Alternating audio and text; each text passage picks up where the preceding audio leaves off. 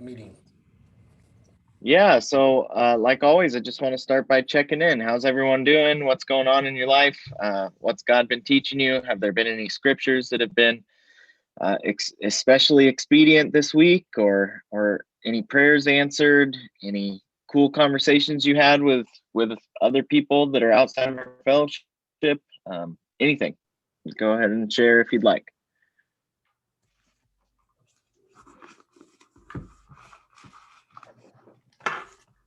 I turned 42 on, I don't know what day it was the 24th.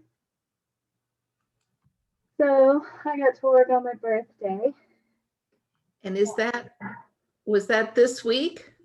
That was the 24th. I don't know what day that was. 24th. Okay. Sunday. Yours was Sunday.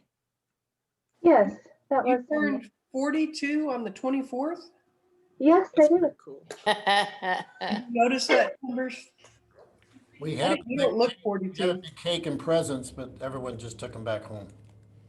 I just tell people I'm 50 now. Yeah. Well, happy birthday. Thanks. Birthday, Robin. Thanks, Jay. So my partner took some time off from work last week because she got a new puppy. So I called it her maternity leave, puppy and maternity leave.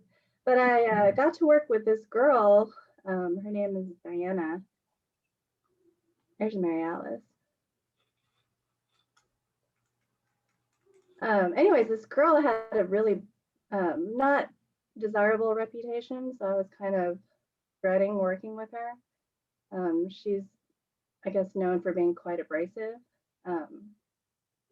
But I got to work with her, and she's actually, she's a believer, and we got to share our faith, and she is an artist, and she was showing me this drawing that she had done, and it was the picture of Peter's foot when Jesus said, "Come to me," and he walked down on the water. And I thought it was beautiful. And then I went into I do this daily Bible reading thing, and the verse for the day was that scripture.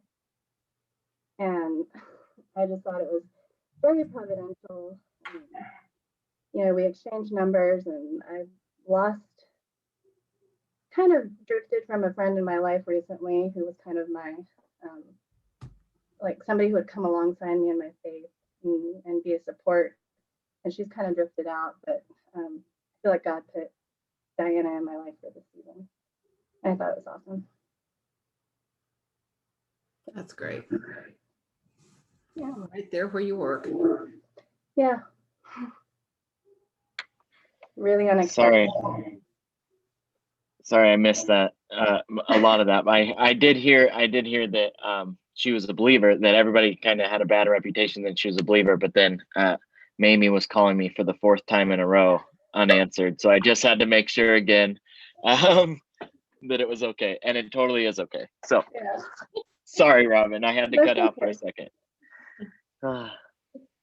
No, I don't know if you heard the part where I was saying that Diana was an artist, and she showed me this drawing about, it was a picture of Peter's foot touching the water when Jesus said, "Come to me," and he walked on water. And then that shift, later on, I went to read out of my daily Bible, and the reading of the day was that verse. And I just felt like that's so cool.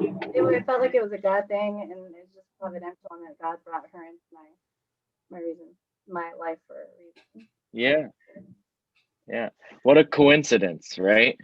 Yeah. I feel cautious about saying things are coincidence or things are a bad thing, but I had been praying for somebody to come alongside me, because I've lost a friend kind of in my life recently. Not like she died or anything. She's just kind of in the world right now.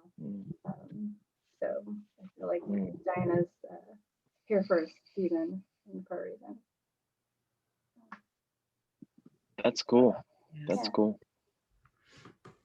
Hey, Josh, welcome, brother. So, yeah, anybody else want to check in? Anybody else have anything going on? Anything they want to share?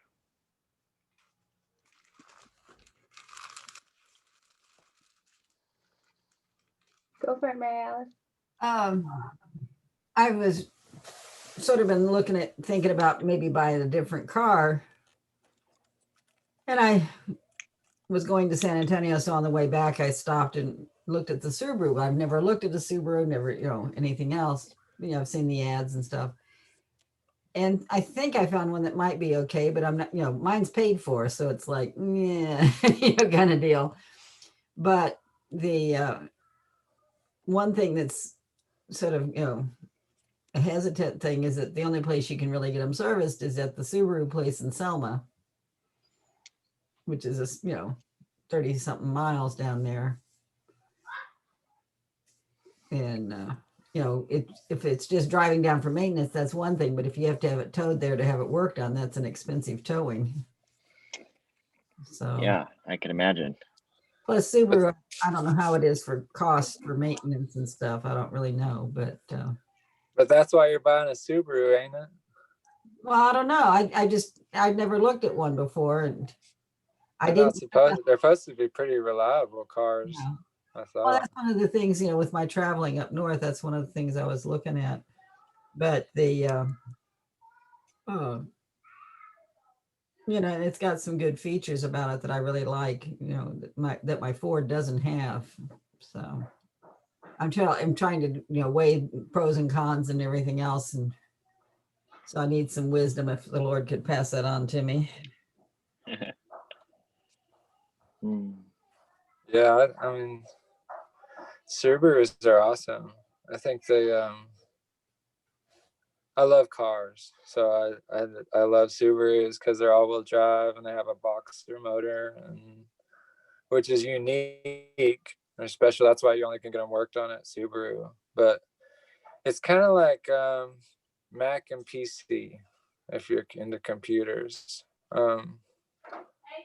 Macs are a little more expensive, or you got to take them to Apple to get them worked on, but they don't get viruses near as much. They don't break down near as much, and so it's kind of, and they're user friendly if you're used to using them. It's like if you're used to it. And I've had a Mac since I was 11 years old, so it's like I'm a Mac guy. So they Yeah, I always had Windows computers, but my school always had Macs growing up. My elementary school, like, I guess we had a rich elementary school, but But anyway, so now I have a Mac, and I'm like, I know how to use all that. Yeah, you're used to using it, right? Like once you're used to using it.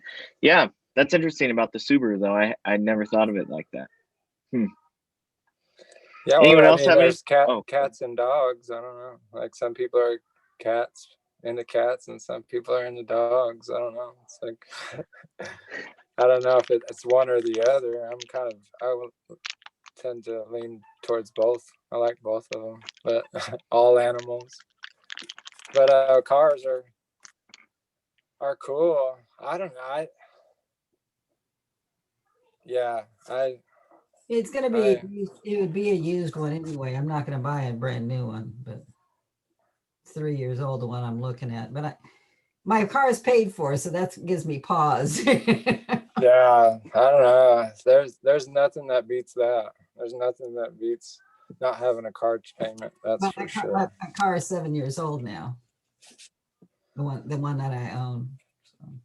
Yeah, the Fords, they run forever too, though. It's like that's why I got the Tahoe that we have is just like it's an old police cruiser. Mm-hmm. And so it just I just know Tahoes. I've had one that had almost 400,000 miles on it, and it ran dirt roads and stuff for most of its life, and it is still. Tahoes are Chevys. Yeah, they're Chevys, but it's still American-made Ford and Chevy. Subaru is made in Indiana. Oh, really? I didn't know that. Yeah, they're made in Indiana. I would have never guessed that based on the name. I would have never guessed. Well, in San Antonio had the truck, and I can't, Rich, maybe you remember the ad that used to be on where there was a truck, a little pickup that was pulling the space shuttle.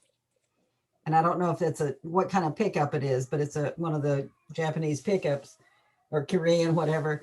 It's made in San Antonio. Oh, that's cool.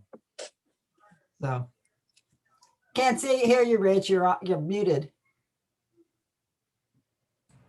Okay, just saying that, yeah, they have local factory, but the home headquarters is still Yeah, but they're actually made in the States. good.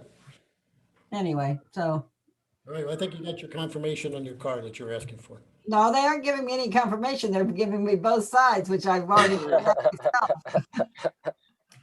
I ain't gonna be responsible if that thing turns into a lemon. Well, it was a lease car, and so it's just under the lease mileage, turn in. Oh, Brady has cool. Brady has a Subaru. You could talk to him. Oh, he does? Okay. Yeah, he has a Subaru. All right, thank you. Anyone else have anything to share about, what's been going on this week? God answering any prayers, or just, what he's been kind of teaching you in the scriptures or anything like that? Anything to share that might be encouraging to us? I read a verse. Let's see. That seemed to be, hold on, let me find it.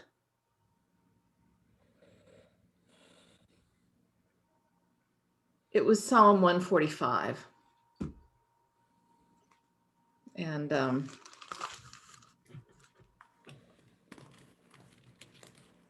Feel free to share it if you'd like. well, the part that I pulled out of it was, let's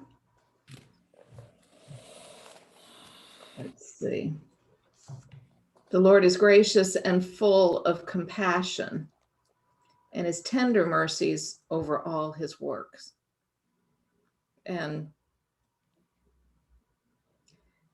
that was most comforting for me, I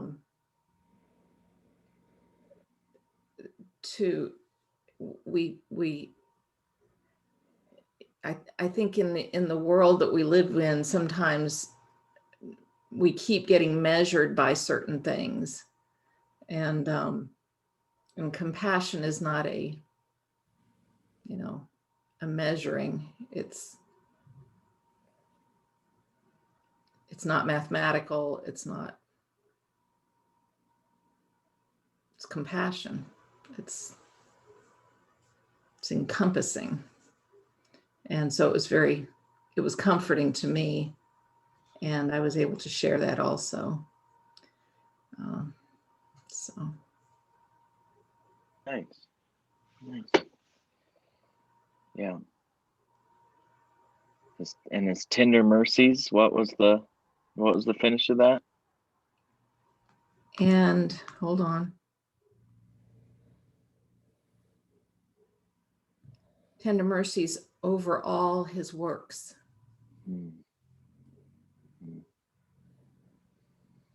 What verse is that? Because mine doesn't translate it that way, I don't think. What verse is it?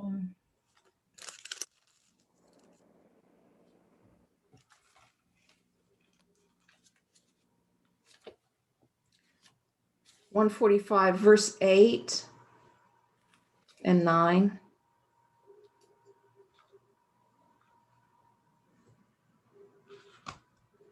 The Lord is gracious and compassionate, slow to anger, and rich in love. Yes. And mine is great in mercy. Okay. Yeah.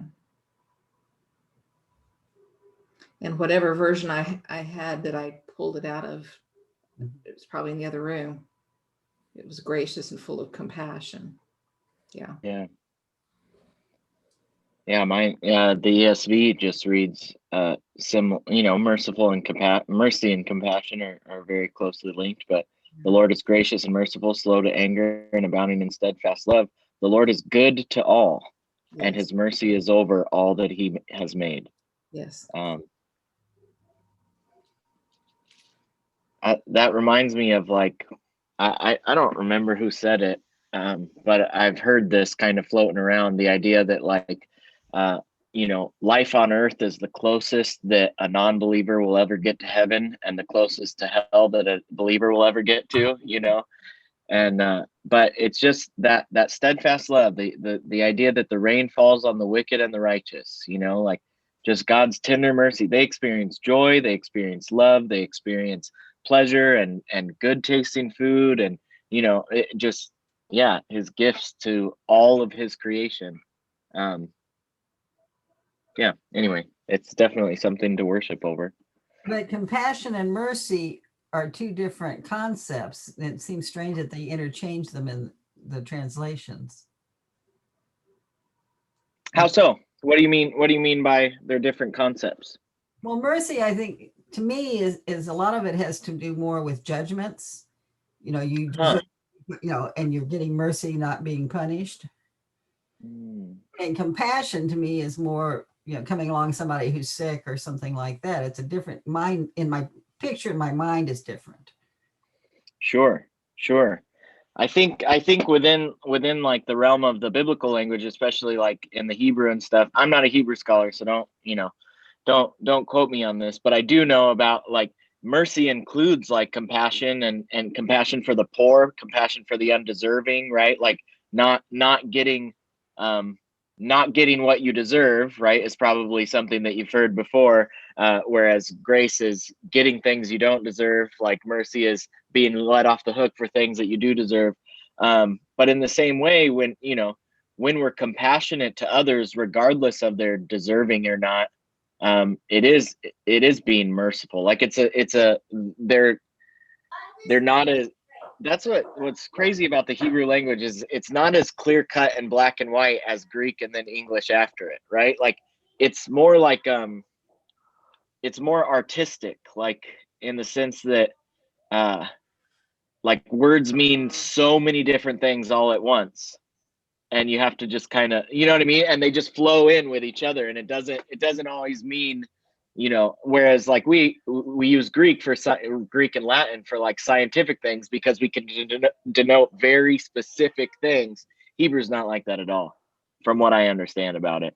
But yeah, to me, like that mercy and compassion, they're very linked just because of that, just because the way the Bible uses them, not the way they're used in English. Does that make sense? Yeah. I have a lot of stuff like that. I don't know if you guys have collected things like that where like the Bible makes me use English different just because I know what the Bible actually means, and not because it doesn't matter to me what the English word means, but that's how the Bible uses it, right? But I find myself doing that sometimes, and when I'm talking to like unbelievers and stuff, they're probably like, what are you even saying? Like, so I usually try to stay aware of those things when I'm not being as clear in my speech, just because my definitions come from a different source, right? Anyway, anyone else have anything to share?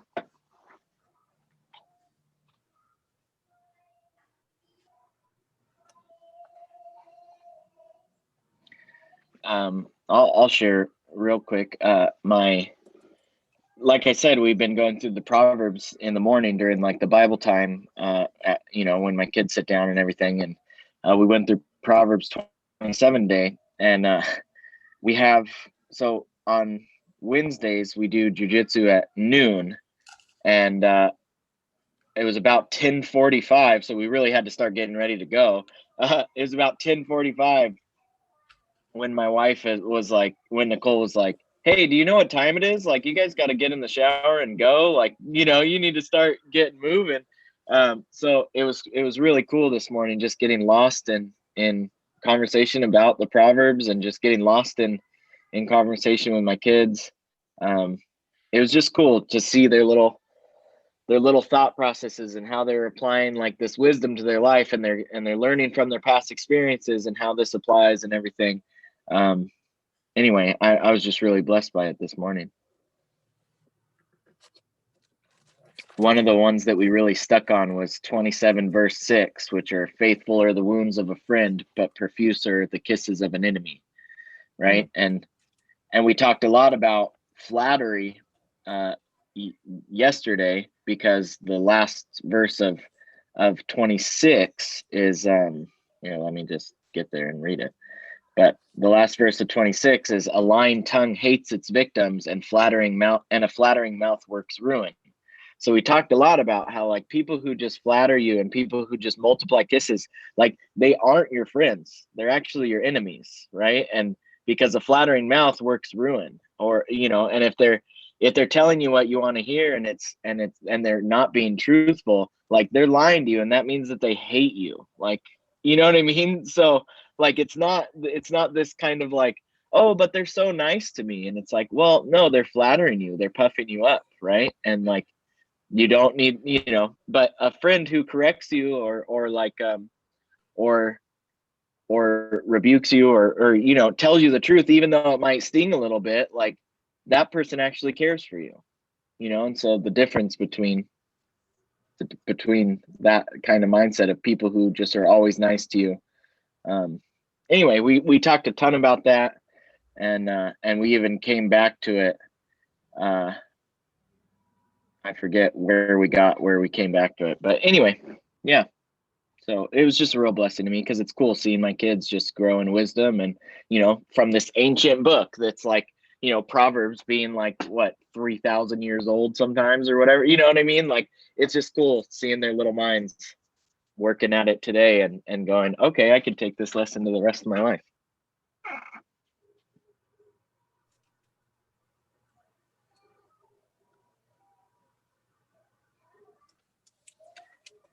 Anyone else have anything?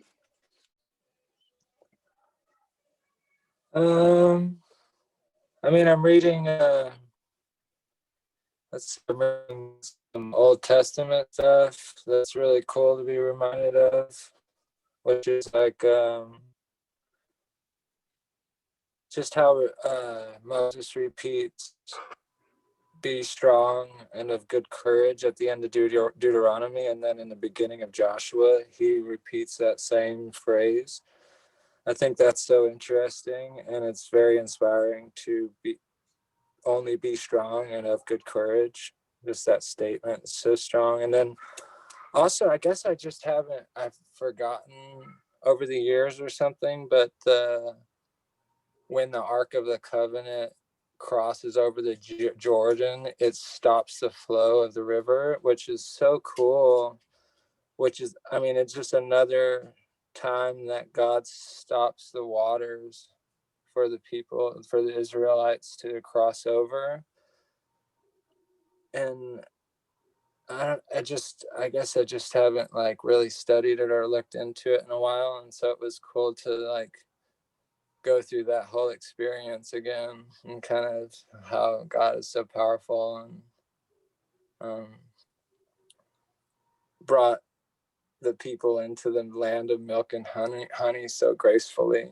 I just am blown away. So that's a thing I just was reading last night. So cool. That is cool. I love that, especially, when I first started reading the Bible and all these stories were new to me. I was just blown away by how powerful God was and all the things that he did, right? And then when you kind of almost forget that things happen and you revisit them again and you're reminded and you're like, what? Like, he did that? Are you kidding me? You know what I mean? Like, it's so cool. Especially, I don't know, I find that looking back to the times where God showed his power and was faithful in the past, like, really helped me when I'm waiting for God to show his power and show himself to be faithful in the present, right? Like, I'm waiting and I'm longing and I know that he's going to be faithful, but I'm like, I'm in that kind of that weird place where I'm like doubting or whatever. And then when I go back and see all the crazy cool things that he's done in the past, I'm like, okay, that's what I'm trusting in. He'll do it again. You know what I mean? So that's cool, Josh.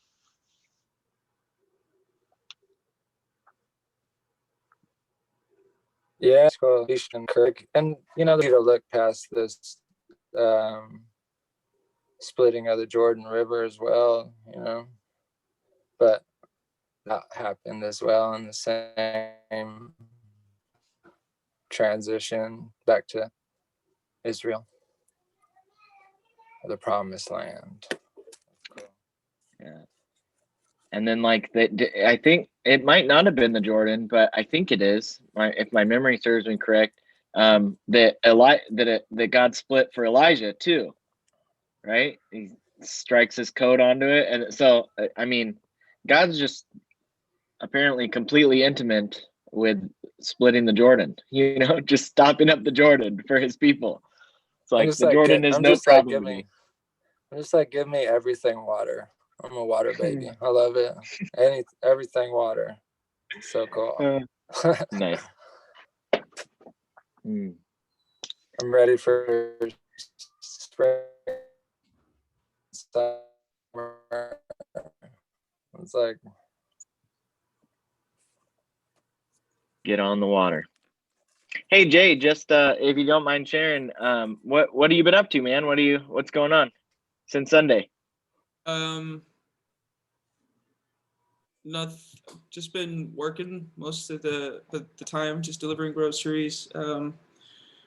But yeah, we had practice yesterday for music, and I'm also involved a crew at Texas State. So we had a recording there on Monday. So because we're doing everything through Zoom, so we have to like pre-record it and edit and all that. So I've been doing that. Yeah, just that mostly. Cool, man. Any news about Colorado? Anything new? No, nothing new. Cool. Thanks, man. I was just curious, so thanks for keeping us updated. All right. Let's see. Anyone else have anything? Well, otherwise we'll just move into prayer, and then on to the Beatitudes. Cool. Let's pray. And like I said, just join in, and we'll just pray until we stop praying. So, Father God,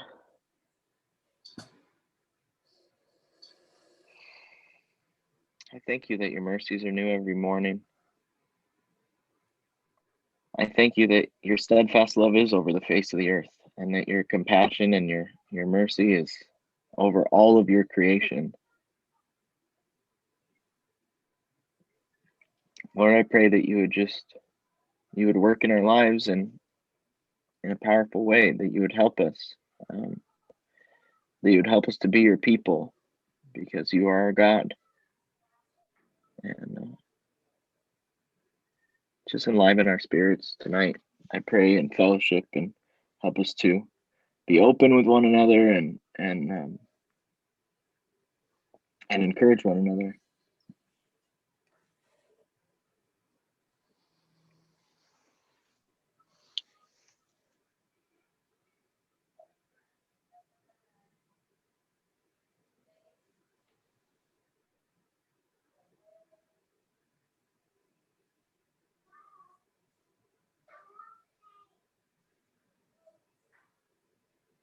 Dear Father, it's a beautiful time of the year, and there are signs of newness of life and the foliage that we see around us, the beautiful moon, the beautiful sunset.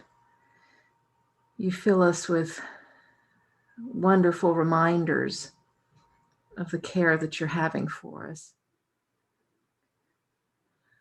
We ask that you would especially be with Mary Alice's neighbor, and that you would especially be with Kristen and her sisters as they're attending to her stepmother and grieving yet another loss. Help us to know how to surround them with godly care, and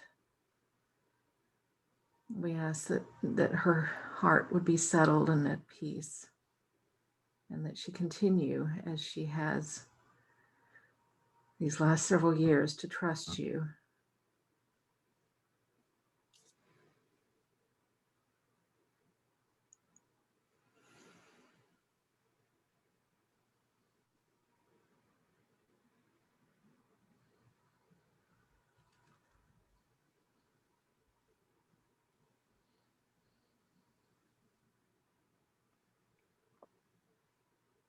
Father, I thank you for each one of these of my brothers and sisters who are with me tonight on Zoom and in spirit. And I thank you that they are my brothers and sisters in this wonderful body of Christ.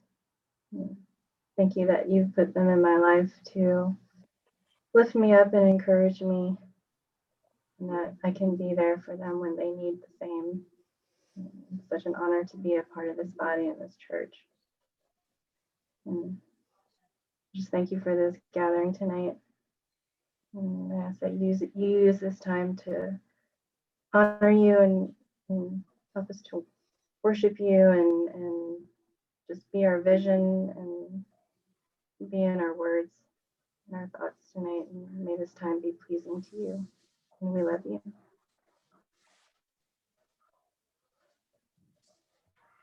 Father, I'm thankful that you brought this coworker into Robin's life just to bless her, and that you also just kind of showed yourself in the inner workings of her life, no matter how small, between the daily Bible she reads and the people that she comes in touch with. So I just thank you for that, and I pray for wisdom for Mary Alice as she's looking at possibly buying a new car, and for Josh as he's preparing to share with us this week. And I just pray that you'd give him words of life and of joy and of your spirit, that he might encourage us and really just bring our hearts to worship you and to love you more and to desire you above all things.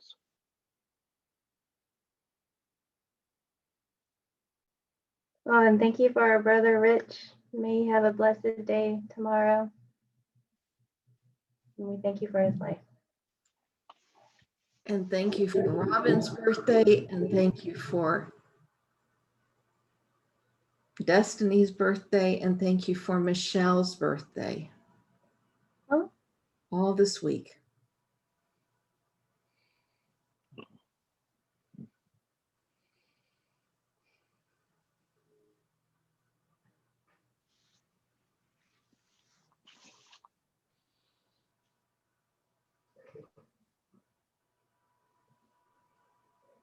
Father, thank you that even torrents of water are no match for you. When I think of all the things that you've done that have been recorded in your word, I'm amazed at how easily I even lose hope and lose faith. I just pray that you would continue to show us how mighty you are and how in control of all things you are. I just pray that you'd help us to recognize that as much as humanly possible.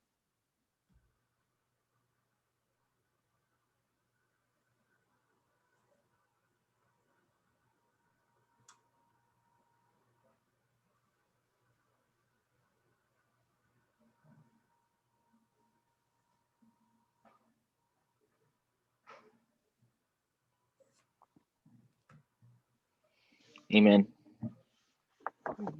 Amen.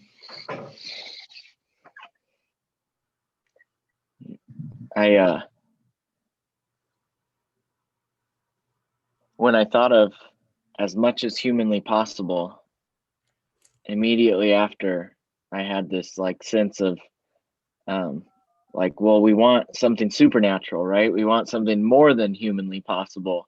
And then I was it seemed like I was swiftly reminded that Jesus himself was a man. And so things that are humanly possible are, because of Jesus, the bar is set way higher than we may ever know. But anyway, I was awestruck by that.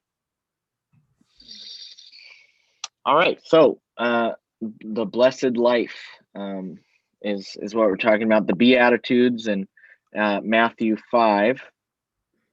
And so if you want to turn there, we'll just read through them again. I honestly think that the Beatitudes and the whole of the Sermon on the Mount might be one of the most overlooked kind of passages of the New Testament. You know, we get caught up in Paul's teachings and Peter's writings and all, but like Jesus said so much in such a short period of time that I think it's interesting that like we don't well, maybe a lot of people do, and I would encourage you to, but you know, that it seems like it's interesting to me that it's not always in our mouths. Like we're not always talking about these kind of topics and stuff like that.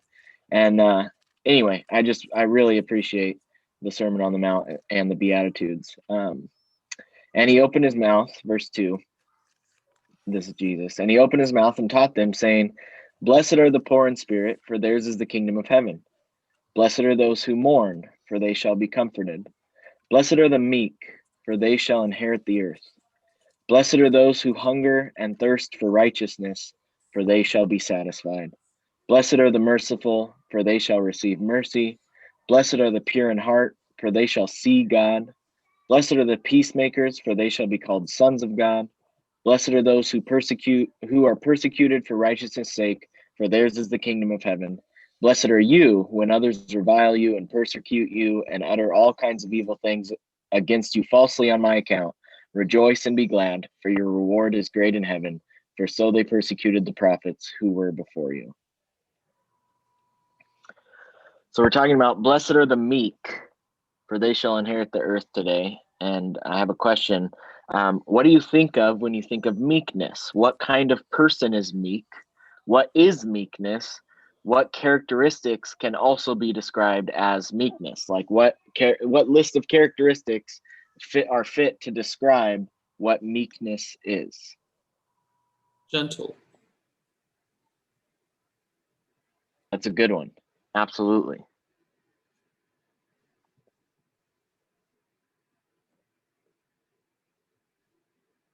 The meek don't usurp. Ooh, I like that. I like that. So they don't, yeah, okay.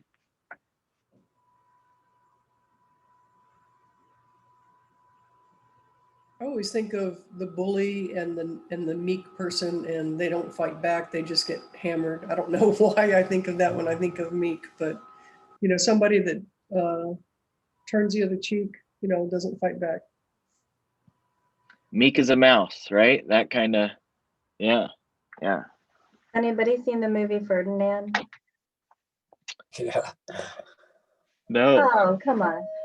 No, it's cool. It's about a bull who was raised to be Yeah.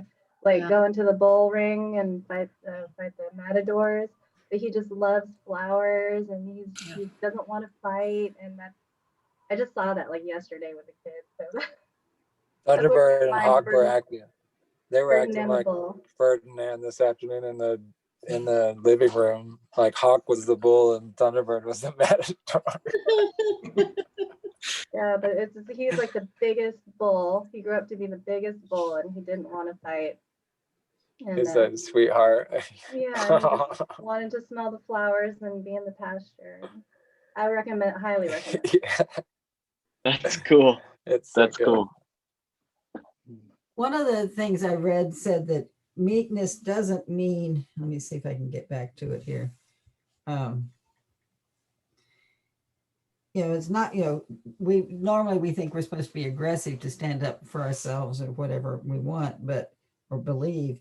It says it doesn't mean weak. It means being powerful without taking action. Because a lot of times we think of somebody that's meek, you know, like we say, you know, the person that the bully picks on, he's powerless. He's not standing up because he has no power. And this is saying a meek person still has power, he just doesn't use it.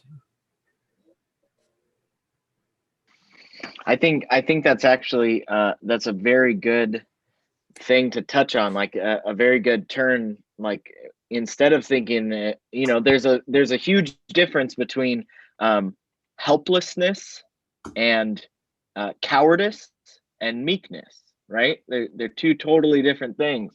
But and I think in our kind of in the English the English definition of the word meek is absolutely kind of just weak, meek as a mouse, just a pushover, just be a doormat, all those things. That's definitely the English version. But yeah, that's good, Mary Alice, because that's definitely not like the Greek. That's not like the sense of the word. This virtue that Jesus is saying that these type of people are blessed. So I'm glad you said that. Anything else? What else do you think of? How would you describe a person who is meek? What characteristics can be attributed to that person, and what is it?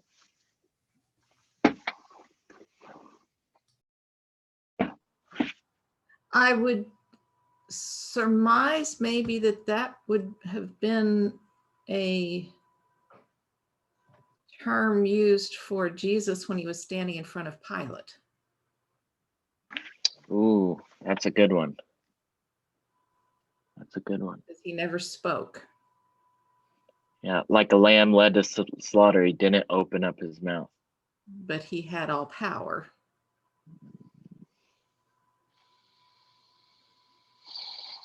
That's really good. Anyone else want to chime in? Yeah, Mary Alice, go ahead. It goes along, a lot of times in our culture, we think meek is somebody who is cowed in submission. And I don't think that's what meekness really is. That's totally different than meekness. It's being humble, but it's not being cowed. Right. I think so when I've studied meekness and everything, I kind of came across like the idea of gentleness and humility and being oddly enough, this is a weird word to use, but being like tame, like you're under control. You know what I mean? Or the idea of being a master swordsman, but having the self-control and having the self-discipline and having the strength to never pull your sword out of the sheath, right? Like no matter what was happening to you, right? Like Leslie, you were talking about Jesus, at any moment he could have called legions of angels, and yet he accepted his fate, right? He accepted the hand God dealt him, or the cup that he was supposed to drink, right? I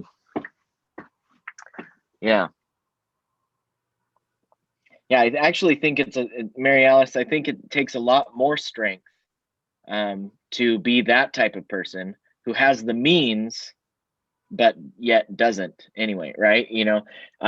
If you're weak and you're non-violent in accordance with Jesus's teachings, right? Like that's not virtuous, right? But if you have the ability and you're non-violent, that's a completely different thing. Anyway, that's my thought on it. What do you think, Rich? No, not meaning to call you out, but I know you like to talk about stuff, so. Yeah, I think it's interesting that the meekness is tied to what their reward is, the inheritance, that they inherit the world. So I don't know that it's it could be a person who has the power to be violent but isn't violent, but maybe it has that sense of the person who is nothing, who doesn't have the power, who is restrained not as an option, but that's who they are. And their reward is to inherit the earth, not the crummy earth we currently have but the new world, that they get a reward that's everything. They are nothing, and the reward is everything, the whole world. I think that's Sorry, I didn't mean to cut you off. My bad.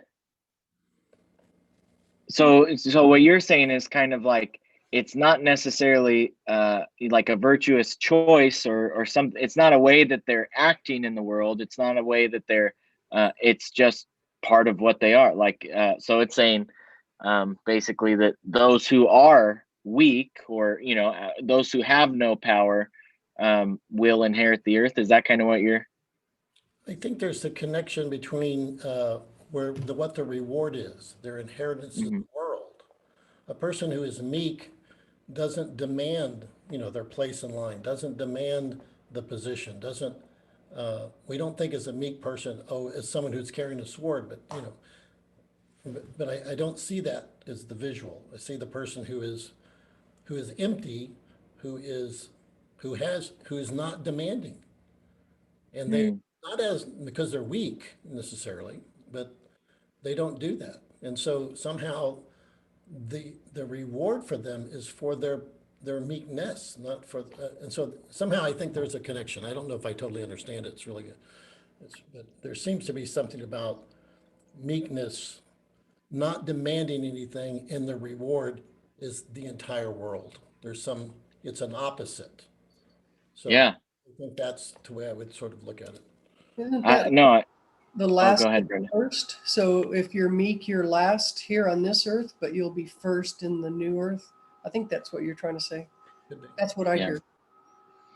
And I think I think that's totally on it. I think the only like kind of difference that I have is the idea of like I think that one can become meek, right? Like one could be meek even if they don't appear meek, even if they don't even if their appearance or their ability or whatever would seem like they would be opposing or imposing, sorry, I misspoke there. They could still like in their being be meek, right? It doesn't have to be frail, right, in order to be meekness, in order to not demand your own way and not put yourself out there in the world and win at all costs and that kind of stuff. Does that make sense? Like you can still be that without the appearance of being frail, I guess. Is that, yeah. Interesting. Yeah. So yeah, like I said, I came up with this idea of like gentleness. Gentleness. In order to be gentle, it's being careful, right? Like you're so full of care that you don't trample on people. You don't hurt people. You're so full of care. If you have absolutely zero capability of even hurting a butterfly, like that's not being gentle. It's just you're like air, right? Like so gentleness and I would that meekness is the idea of being is that careful. Anyway, what do you guys think about that? I think it's also interesting that I'm not finding any other versions that have any other word for it. It's pretty self-evident. Well, my version is the New Living Language or whatever it's called. Hello, Uh-huh. Hi, Norm. Jordan. Hi, Hello Norm. there. I'd like to put in my 2 cents worth. It may not be worth 2 cents, but I'd like to put it in. Please do. I'm thinking of Moses. Moses, if I remember right, was known as the meekest man on the earth, if I remember right, from years back. And I see it as authority under complete control. Now, obviously, him being human, he messed up and missed that inheritance, not being able to go into the promised land and stuff, but authority under control. And because of all that he went through, he could have been the king, the prince. He could have been all this other stuff in the Egyptian world, but he chose to walk with God. That's and really good. Get rid of all the world and say, God, you're number one. I'm going to be following after you. And that's what a really meek person does. I wish I could get there, but I'm not there yet. No, thank you for sharing that. I love that. Yes, it was Moses who said that he was the meekest man in all the earth. And it's scripture, so that means it's true, regardless of the fact that Moses said it, right? Um, Right. yeah. Um, I think yeah. one thing though, that I think that we have to be careful when we're talking with other people, because our culture, and I'm not sure about other cultures in our world, but meekness has the connotation of being spineless or spiritless.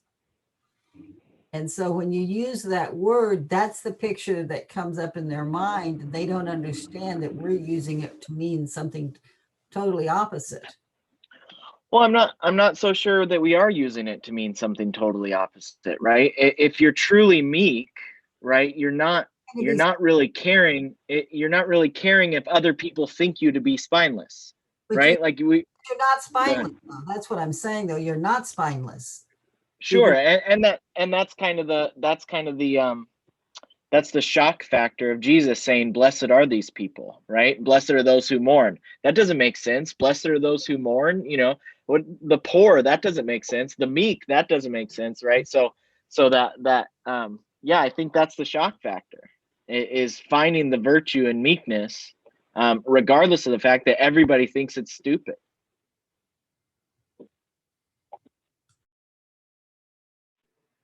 Does that make sense? It does.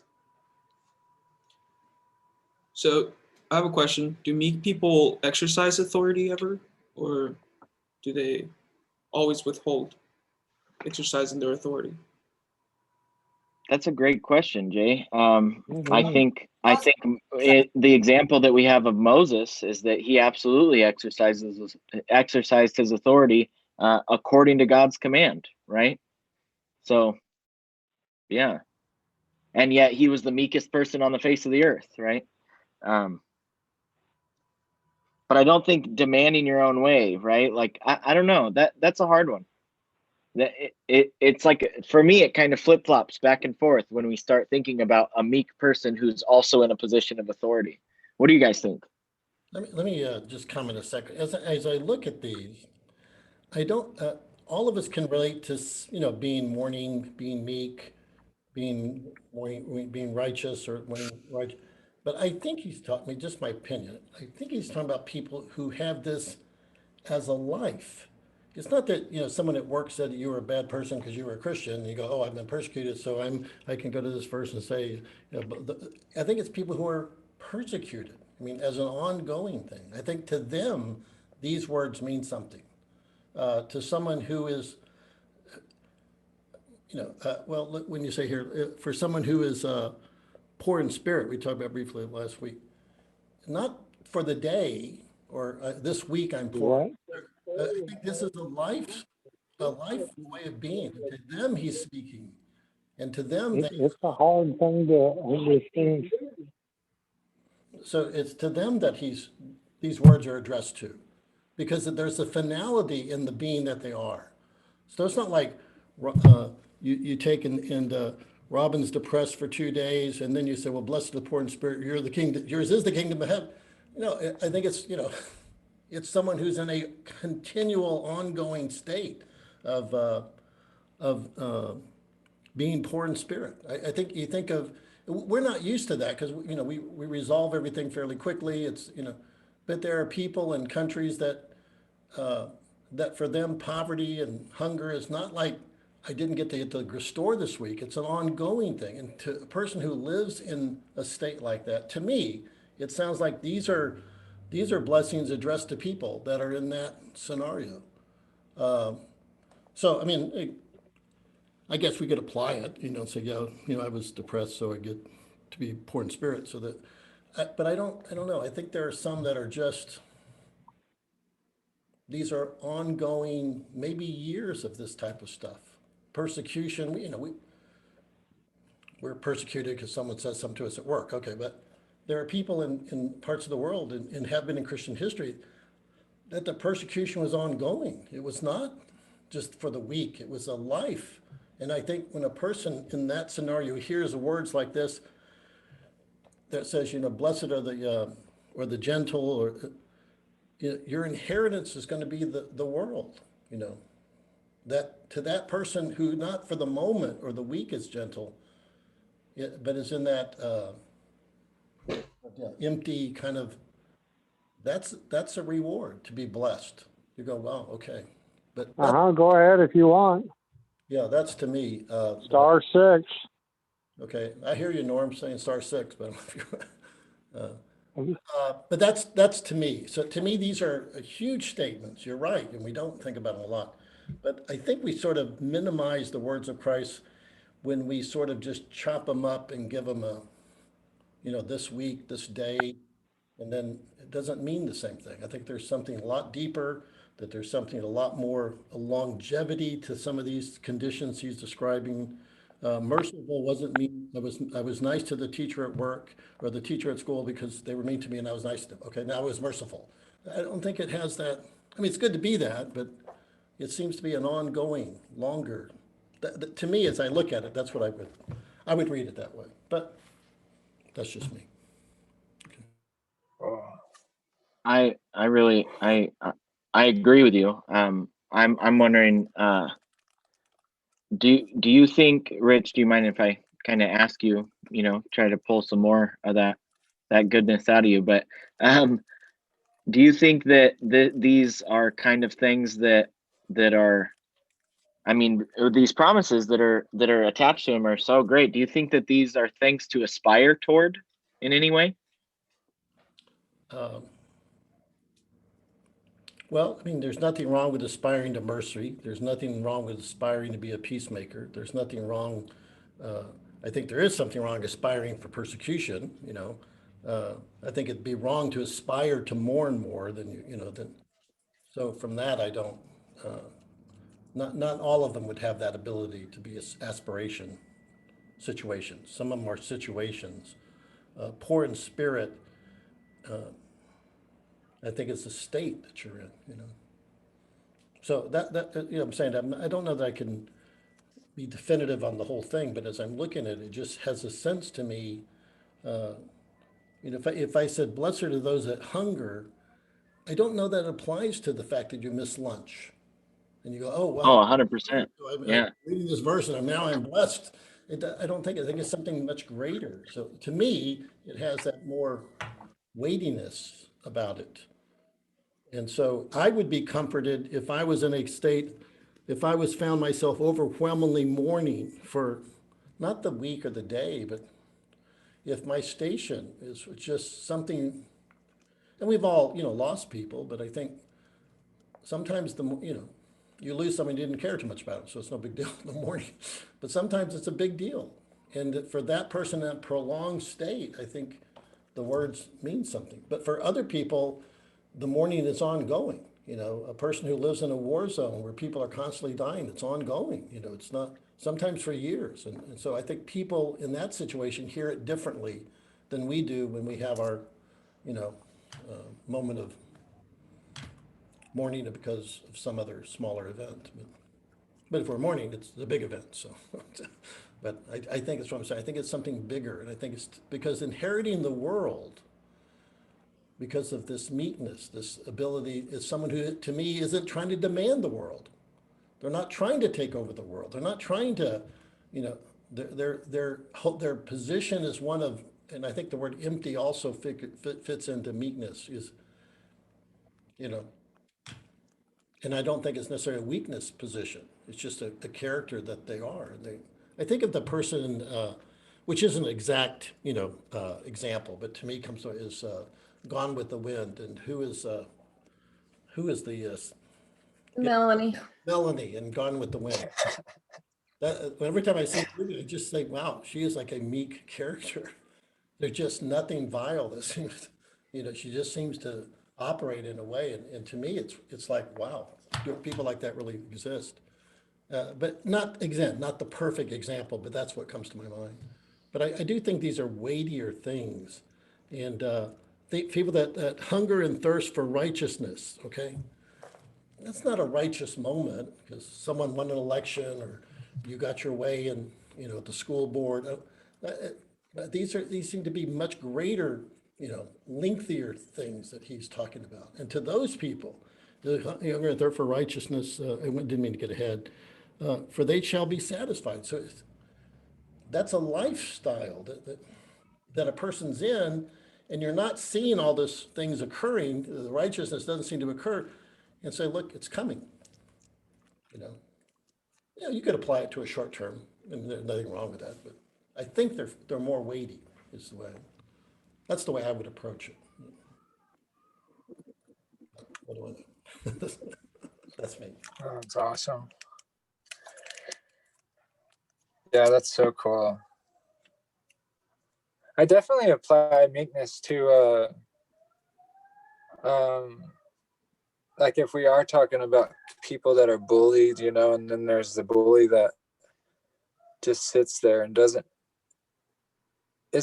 gonna let somebody plow over the top of them, but they just stand there firm, humbly, not gonna fight back because they don't believe in it. But that's such a beautiful example, no matter what we're going through, that when Satan does come face to face with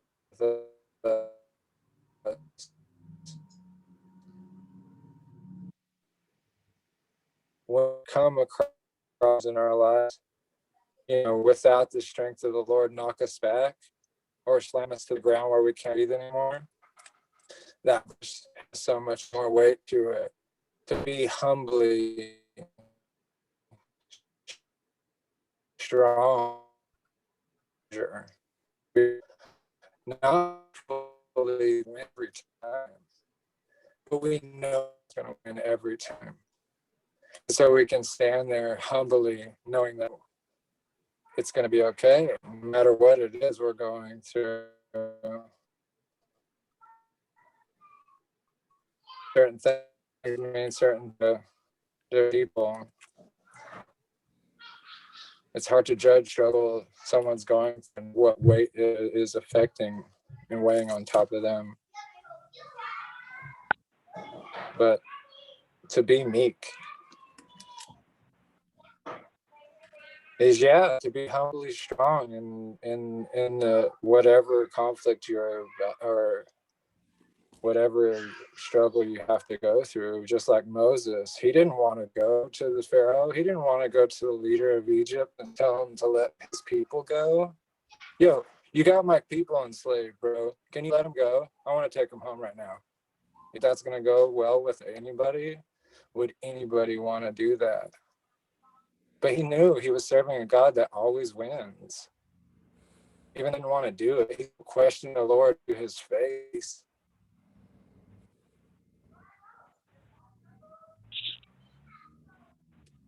Well, That's meek. can I add one more thing and then I'll say one more? Some people are scared. Yeah.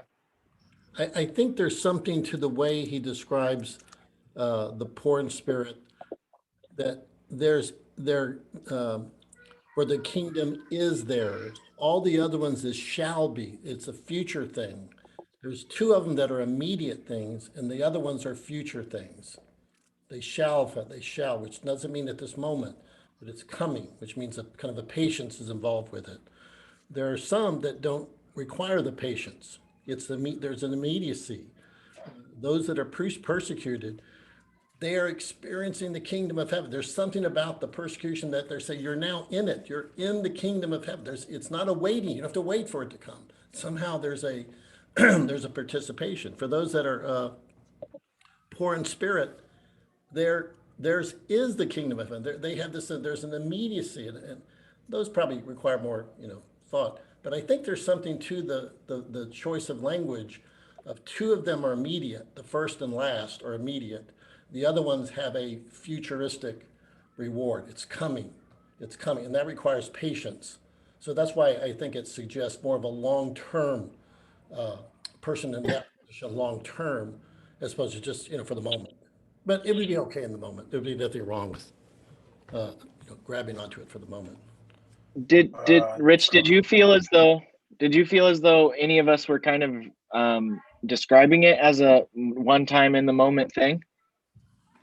I don't know that I gave that thought, in that. I was asking. I was curious. Yeah. I was just focusing on what I was thinking about, I guess. Sorry. No, it's not an accusation to anyone. It's just I'm saying this is the way Uh, I.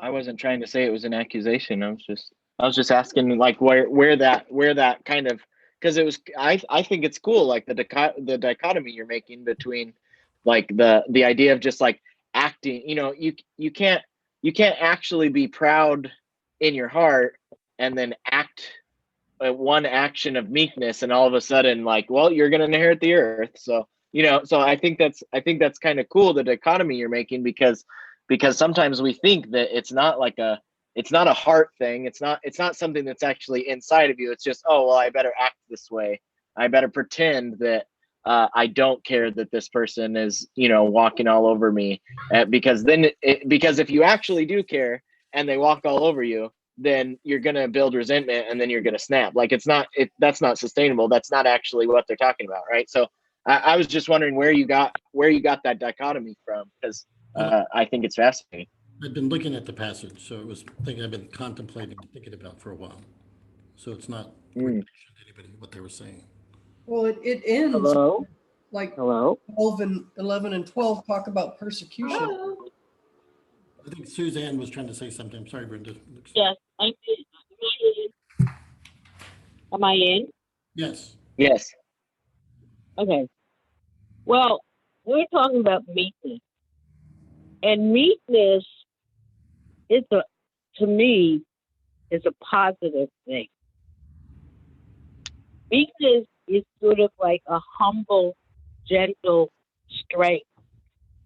And then not that you're going to be walked all over, but it's also, meekness, I think, also entails like a lot of self-control.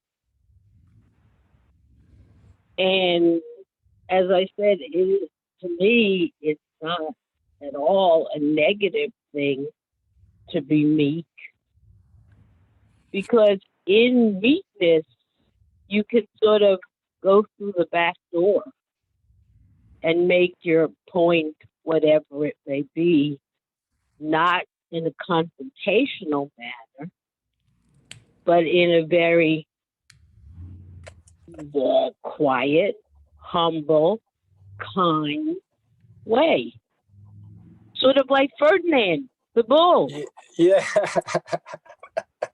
I mean, he's meekness. He's not trampled on or trampled upon, but sometimes it's delightful to meet very meek people on this earth, because we've all been taught, we have to kind of be bully-like and stick up for ourselves. Whereas the meek, in their strength, they know what's going on, but they don't choose to deal with people or with things in like a confrontational manner.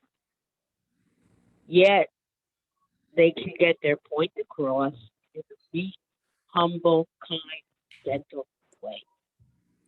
So I don't think being meek is at all taking on, what bullies give to you.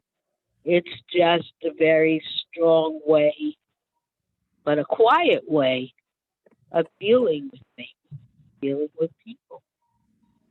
That's all I got. Well, that's good. Thanks for sharing it with us. That actually, it makes me think of one of the things that I wanted to talk about was that meekness is absolutely rooted in understanding your position, right? Like one, at least, okay. Exactly. If you're actually weak and you're actually if you're actually frail in this life, right? Like I'm 100% in understanding that that you will have these qualities, just in the sense that like you're still alive, right? It's obviously that's kind of part of who you are. But meekness as a quality of the heart, as a virtue, I think is one of the things that Jesus was being meek when he washed the disciples' feet, right? Like Right. he was showing his meekness. Not, he wasn't being Mm-hmm. meek as if it was just an action. He was revealing his meekness, because He knowing wasn't that he being was, frail. He was being weak. yeah, knowing that he was the Son of God, right? He knew that all authority was his, and yet in any way, he, out of that, he was able to, humble himself and before his disciples, and in the same way, turning the other cheek, and all these things that might look like weakness in the world's eyes is actually like an inner strength. Does that make sense? Exactly. No, it makes perfect sense. I know what I just said, but you said it best. I mean, exactly. That's exactly what it is. It's quiet strength. I just Hello, am came I still to, on? yeah. No, that's good. Hello, am I still on? Yeah. And so when I talk, nobody answers, so I can't tell if I stop it, Leslie. I can't tell if anybody's listening or if I'm just talking to myself. That's so funny. We're all like nodding our Look, head. I got a $20 cell phone. That's all I can operate on. So We're all nodding our heads and basking in what you had to say. That's all. So when Suzanne speaks, Sorry. you have half a second to respond. Stop it. That's right. It's the New York Jeeps. I mean, if you don't answer quickly, I think they hung up. So, I've learned that living with Norm. Norm is me. To me, Norm is the personification of weakness. So God has blessed me with a very weak husband. Okay,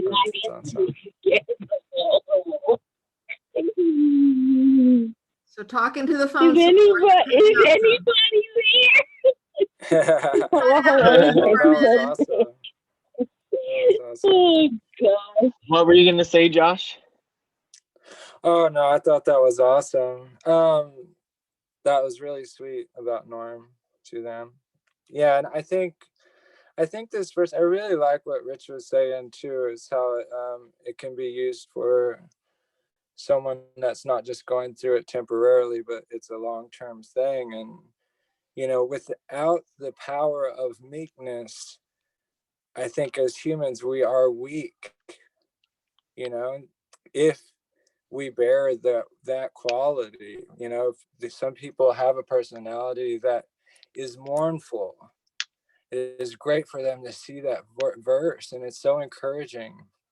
People that do not bear the quality of meek, it's good for them to see that, like how there is power in meek, how there is power in being able to have self-control over your emotions in that situation, because there are people that are afraid to go outside because of the conflict, because of any conflict in their life. I am kind of uncomfortable in the presence of conflict. I don't like it.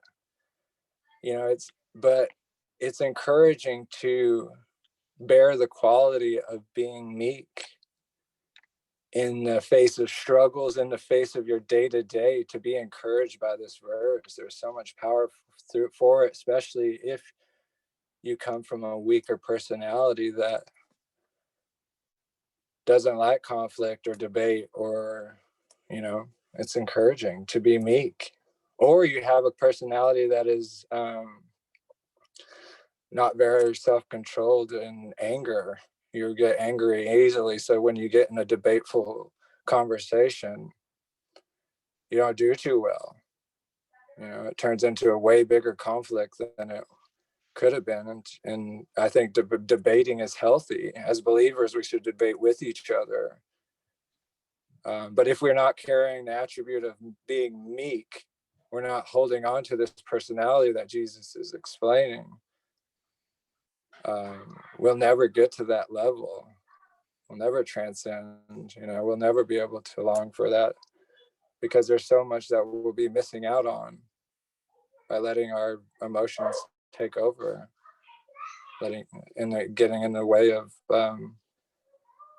the knowledge we could be receiving from the fellowship that we're having with other believers. Yeah, that's good. I'm really encouraged by all this discussion. I had this whole thing planned, and we were going to read all these different things, but we basically covered it all in our conversation. I literally, one of my questions was literally, in what ways does Jesus show meekness? What stories in the Bible teach the value of meekness? And we already talked about Jesus before Pontius Pilate, and Moses being the meekest man in the earth. And one thing that I did want to talk about is like meekness before God.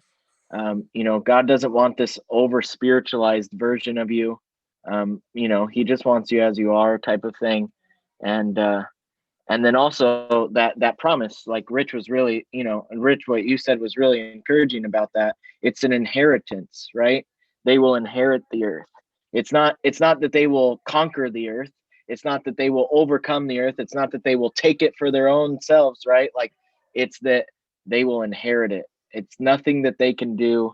And so I just want to, I want to encourage you guys to read Psalm 37 if you have a chance, and think about this idea of meekness and inheritance, and also just chew on the idea of how would the idea of an inheritance change the way we look at the things that we do, because if you think you have to get out there and get after it and just really forge your own way, and and make sure to stand up for yourself and always get what you deserve, and all this stuff, then those are wages, right? That's not an inheritance. Those are wages.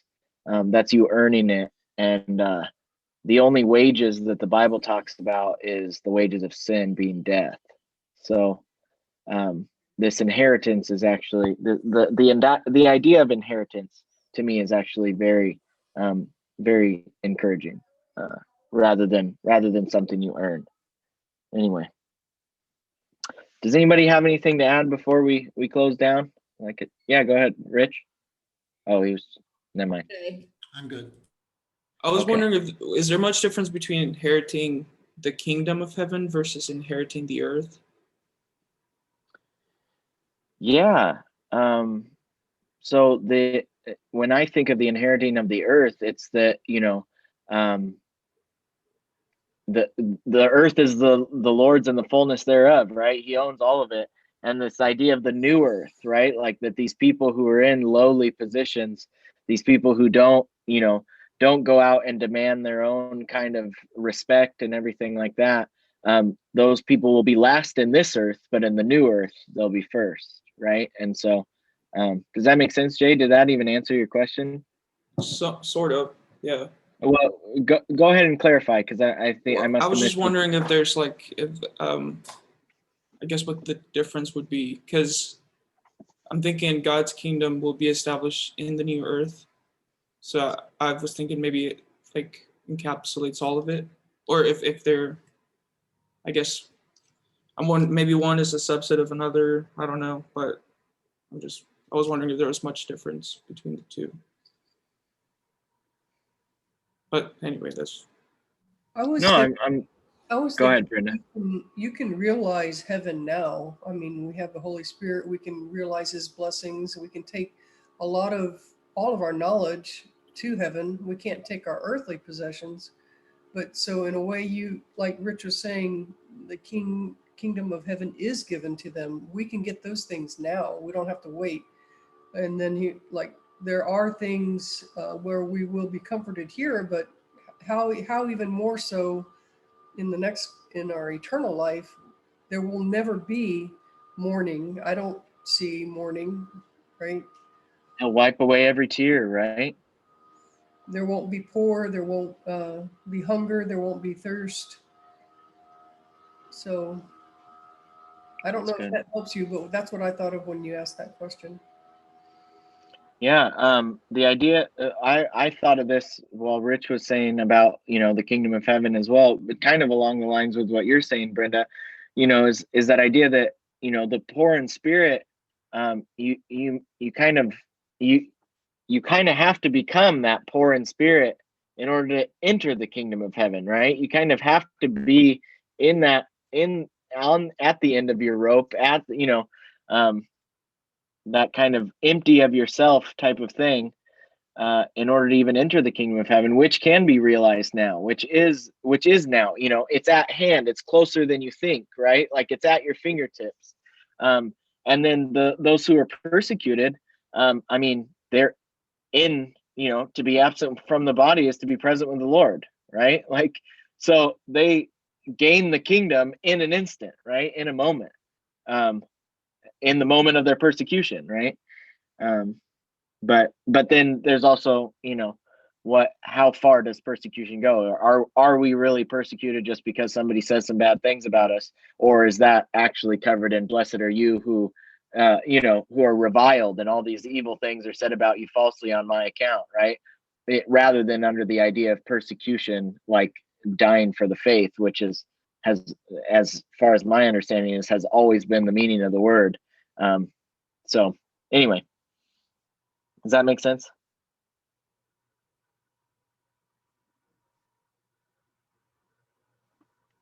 All right. It doesn't have to, I guess.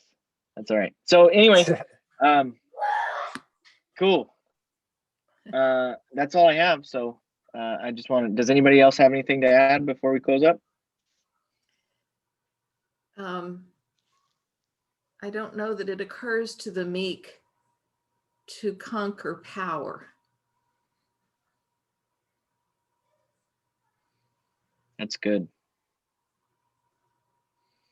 You don't know if it occurs to the meek to conquer power. What do you want to talk more about that, or because you also said something very similar with the usurping, and I think that's great. So did you want to go into that a little bit more? That I don't know that when somebody is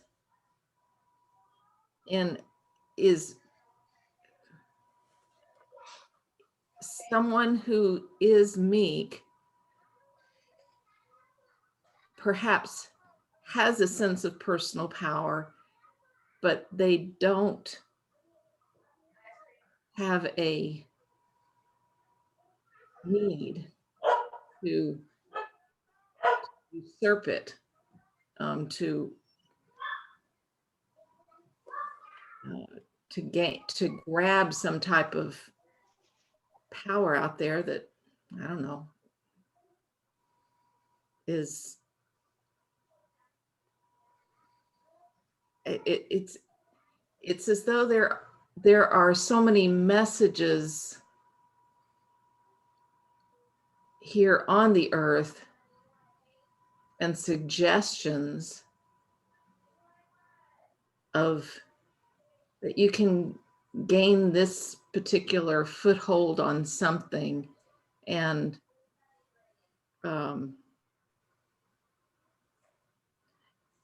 inheriting that, the meek are not swayed by those. It's like lures that are being dangled, if you do this then you'll get that, and there's just not a need for something to be filled or something to be gained. Yeah. Hello, am I in? That what you're saying? Go ahead. Yes. Hi. Am I in? Yes. I'm sorry, I can't tell. But as Leslie was saying, I don't think the meek think in terms of power. I don't think the meek think in terms of I have got to win this. I think the meek think with a whole different mindset. Absolutely. Absolutely. And That's good. I was thinking when Leslie, when you were talking, I was thinking about the temptation of Jesus in the wilderness, right? And that idea that like just bow to me and all this will be yours. That lure, right? That lure of just like, hey, just go ahead and take up your own arms, take up your own strength, go ahead and just take up what, and Jesus, I mean, it just this to me, when I think it just the stupidity of that lure for Jesus, who owns it all already, and he's the prince of all creation. You know what I mean? Like the stupidity of that lure, and yet it's a lure for us that many of us easily take up. That many of us easily go, okay, you know what? I am going to force my way into the world. I am going to take up my position of power. I am going to take up, I am going to climb this ladder of success or whatever in order to become more powerful or more whatever it is. And yeah, I don't think the meek are like that at all, like Suzanne was saying. I think I think they're a good parent is meek. I mean, I've seen Josh with his kids, and he is just, so patient with them and gentle. And, after a while, some kids, like my dogs, get on my nerves, and I just, yell at them and make them obey me kind of attitude. That's not meekness. That's putting my power over. And you see a lot of parenting done that way when it's not effective. And a lot of bosses do it that way, and it's not effective. You don't respect, and you don't what is that word? You're not obedient to it, right? You actually turn the other way and say they don't care about me. So, but yeah, Josh with his kids is a beautiful picture of meekness when I've seen him at Thank you. hanging out with them, just explaining it, teaching them. A lot of hard work. But you're patient and you're gentle. You have power over them, but you don't use it. I didn't see you anyhow. You might at home. I don't think. You can't hide that kind of stuff. No, and I feel God teaches that, it's through this these characteristics and personalities and encouraging verses. It's like anytime that our emotions get out of control, it hides our heart in any situation. And if love is the answer and love is all we need, that is one thing that separates us from love. And I've noticed it. And love is all you need. And it's just being conscious of the things that separate us from God and his love. Yeah, the Beatles. Can you hear me? Yes. Yeah, totally. Oh my gosh, I didn't know you could hear me. Dear me. Yeah, the Beatles said that, Josh, years ago. Someday we'll meet, Josh. We'll have long conversations. I look forward to it. I can't tell if I'm on or not, so sorry, guys. Hey, it's just a conversation about life, Suzanne. We're just here talking on the party line. Yeah. I can't wait till we can start doing this face to face. Because then, I think a lot of the talking over each other and the, all that stuff, it's so much more natural when it's not a digital sound that's cutting back and forth and trying to out of your speakers, 3 voices are coming out and they're all mingled together. You can actually hear all 3 people talking if they're talking at the same time when you're in the room together. You know what I mean? Anyway, I can't wait till we start doing this in person, because I love this very much. Yeah.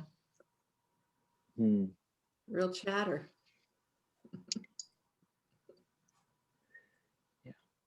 All right. Well, thank you guys so much again, and I'll see you guys this weekend. Josh, I'm really looking forward to hearing from you, brother. And yeah. Oh yeah. By the way, if we're gonna do a little breakfast at the house tomorrow for Rich's birthday.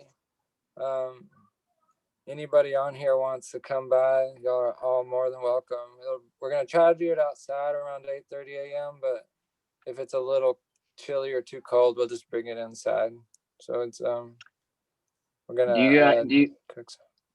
What's that? Do you guys mind if I show up in like my? Do you guys mind if I show up straight from jujitsu? Is that going to be okay? Yeah, I don't care. That's fine. Okay, all right, Totally. cool. Just don't be Cool. trying to put me in any like submissions or anything. I would never. That's I would never. That is not who I am, man. Not in the slightest. So I'm training, right, with these people, and we're there for that specific reason, right? Otherwise, I would never do any of these things to anybody, you know. And I did something today, and I just felt so bad about it. It's not like I hurt anybody or anything, but just the fact that I was like aggressing, right? Like I was the aggressor in the situation. I was just like, oh man, like I'm sorry, dude, you know.